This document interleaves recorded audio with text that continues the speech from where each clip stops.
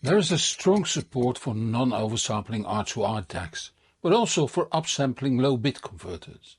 In this video I will explain the technical differences plus my opinion on what's best.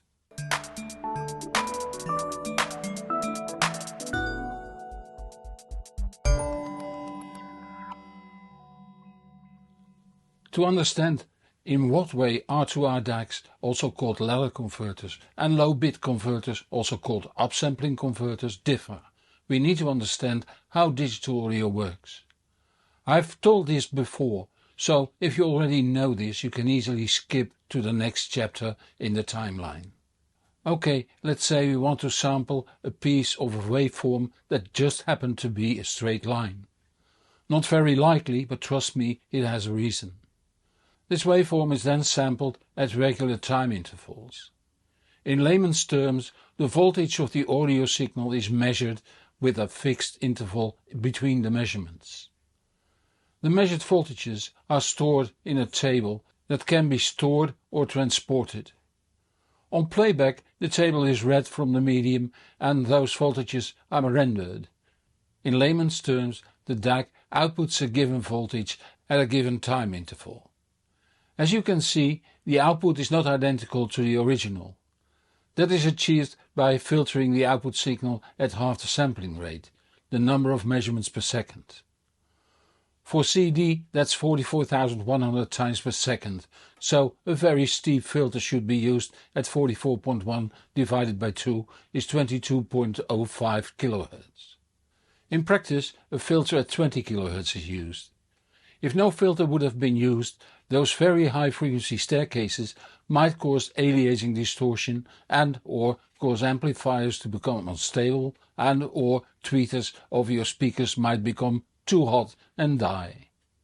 So a good reconstruction filter is most desirable. It makes the output circuit too slow to create a stair wave. Instead, it middles out the voltages in between the measurements, creating a straight line again. It might be clear that exactly the correct voltages at exactly the right time intervals have to be output to render the original signal.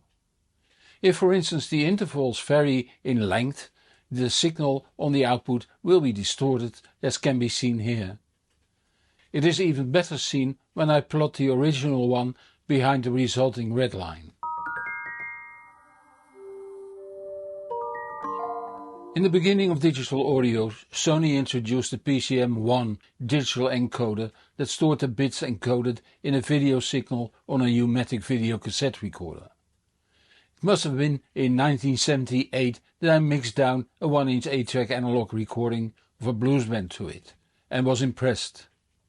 I later learned that the things that went better in digital are the ones that went poor in analog and vice versa. The digital recording setup was specified at 14 bits resolution. What does that mean?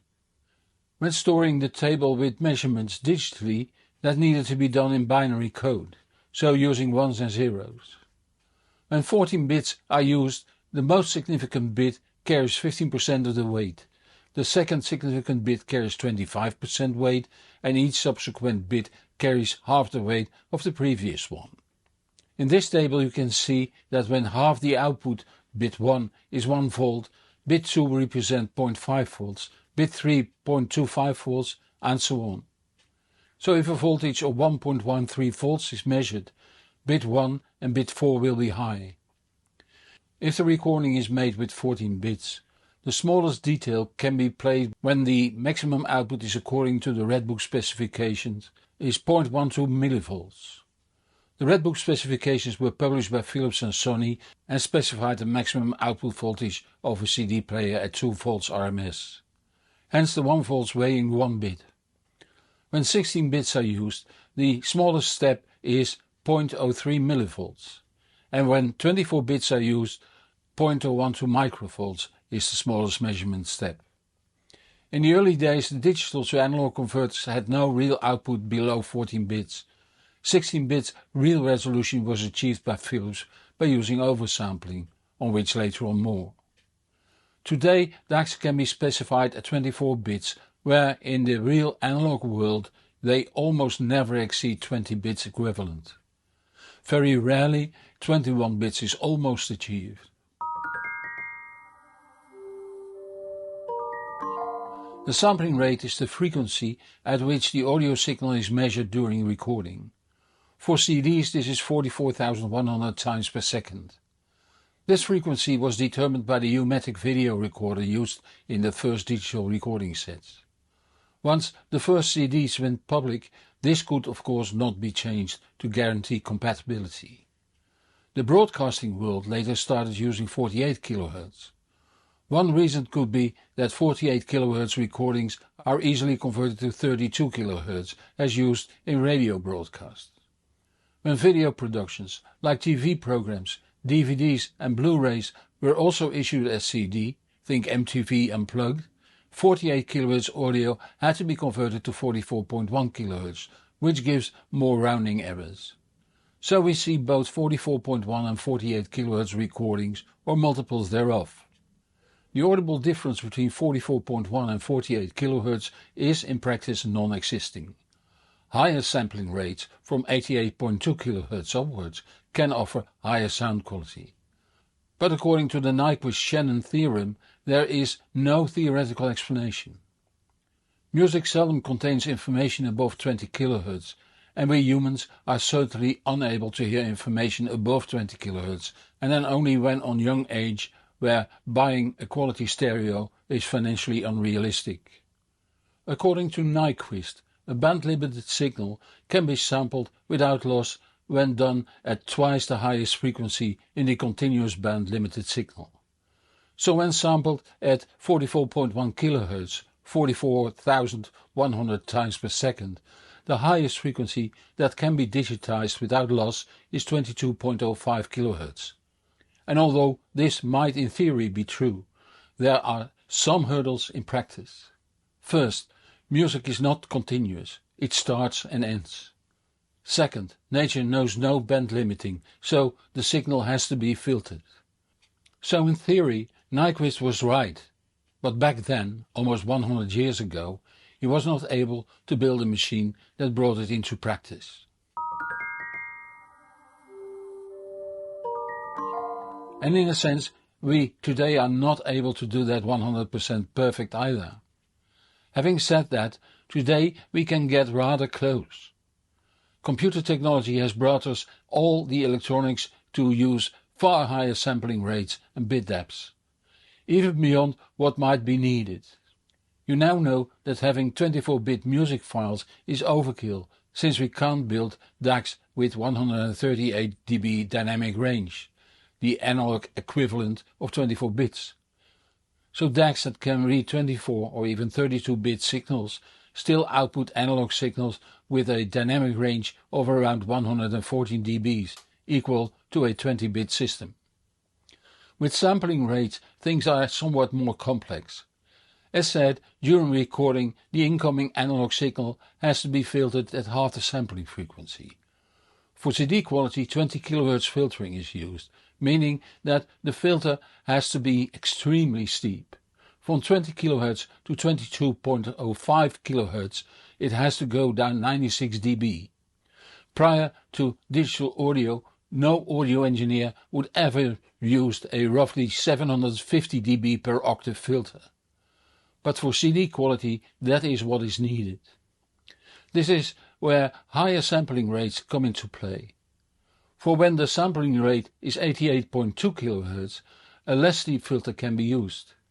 And less deep filters are less complex to design and cheaper to build. It speaks for itself that the higher the sampling rate, the easier the filter design can be, and thus cheaper to build. These filters can be either analog or digital.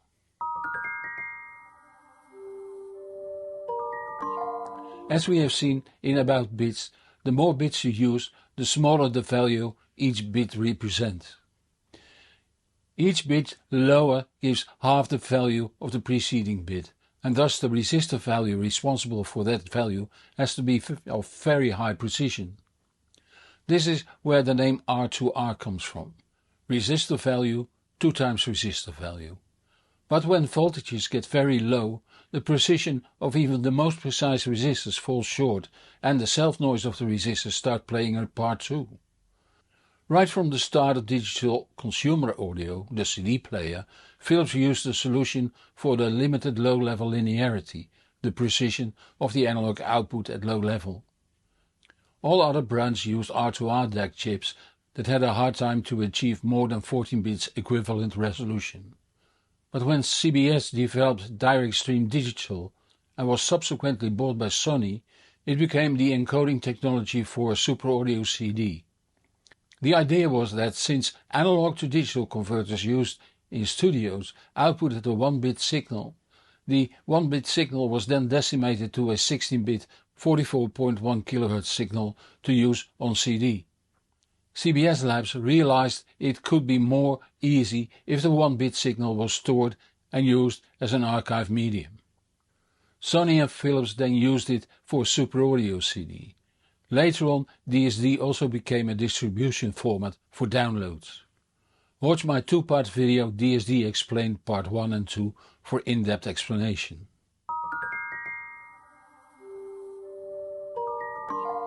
Low-bit converters are an intermediate form between R2R and 1-bit. We have seen that R2R DACs have their limitations at low level, where each level has to be exactly half that of the previous. With 1-bit conversion there's only one level that can be switched on or off, so that will offer the same level at all time. It shifts the precision to the time domain, but it's not without flaws either.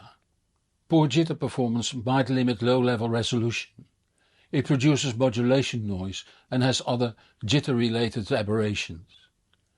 If you go somewhere in between, like a 4-bit system, you might get the advantages of both while not the disadvantages. At least that's the idea. To achieve this, the incoming signal needs to be upsampled and decimated, and that's where the secret lies.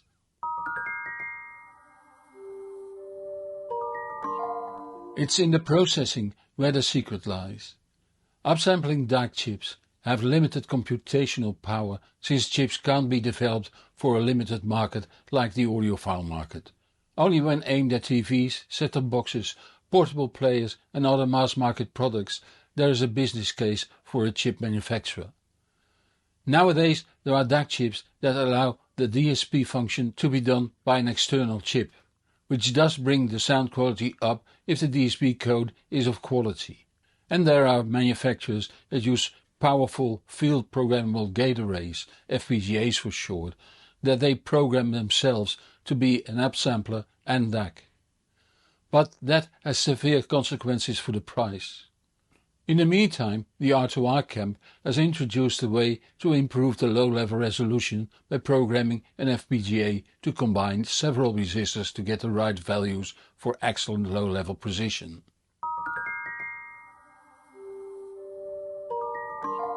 Then it's time to answer the question, what's the best system? Frankly, the right answer is the DAC that is best designed, built and voiced. And those don't come cheap. If money is no object, the best DAC I know is the Grim Major DAC, which uses a high-end FPGA to do the 1.5-bit conversion scheme. It can be found in a Mu2 player. A few steps down on the financial ladder, I use the Mytek Brooklyn Bridge 2. It uses the ESS DAC chip, but has the upsampling done in a separate DSP. If I go to even more affordable prices, I love the Holo Audio Cyan 2. It uses an Altera Max 2 processor to regulate the linearity by combining resistors. But please realize that although the type of DAC does have influence on the sound quality, it often is the total design that has the biggest influence. The quality of the power supply, the quality of the receiver chips that process the incoming digital signal, the quality of the clock crystal, the quality of the circuit board design, the measures taken to minimize vibrations, they all have influence. Therefore, with cheaper DACs, the make and type of the DAC chip, the operating principle and other easily identifiable components and operating principles really give no indication of sound quality.